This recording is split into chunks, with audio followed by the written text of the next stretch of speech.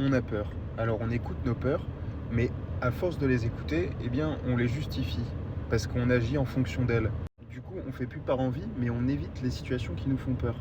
Résultat, on écrit déjà une vie qui ne nous correspond pas, où il y a plus de choses qui nous font plaisir et qui nous font envie, vu que on a fui toutes ces choses-là parce qu'on avait peur. Donc on n'avance pas, on va pas de l'avant guidé par l'envie, on avance poussé par la peur, et guidé, dirigé par la peur. Mais à force de faire ça, eh bien, on rentre dans un cercle vicieux où on a de plus en plus de peur, puisque on l'écoute tellement que on lui donne tellement de place qu'elle fait de plus en plus de bruit. Alors des fois, on va se faire violence et quand même écouter son envie, mais de plus en plus rarement. Et puis à un moment, on n'arrive même plus à écouter l'envie, même quand on veut se forcer. Pourquoi? Parce que la peur, elle fait beaucoup de bruit, elle nous donne des symptômes physiques, des sensations désagréables, des crises de panique.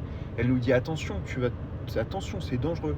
Et on l'a tellement écouté avant qu'on l'a justifié, on lui a donné une place de premier choix. Résultat, eh bien, elle est beaucoup trop bruyante et beaucoup trop violente.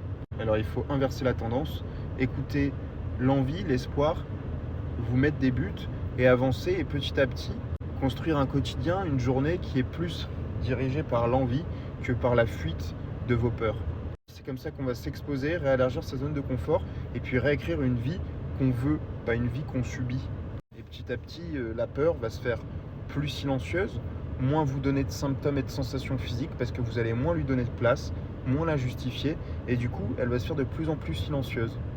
À l'inverse, l'envie va vous transcender, vous allez être euphorique, vous allez être joyeux avant même de faire quelque chose au lieu d'en avoir peur.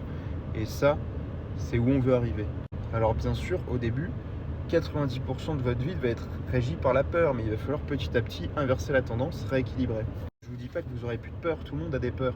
Mais la clé, c'est d'apprendre progressivement à de moins en moins les écouter jusqu'à ce qu'elles soient là, mais qu'elles ne déclenchent aucun acte chez vous.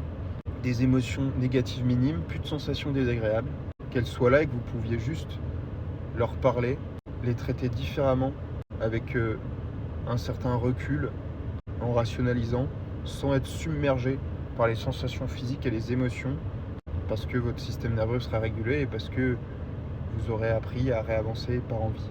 Si ça te parle, laisse un commentaire et like la vidéo. Abonne-toi si c'est pas déjà fait. Et puis 250 pages pour sortir de l'anxiété, journal d'un esprit en alerte, c'est sur Amazon. Allez, ciao.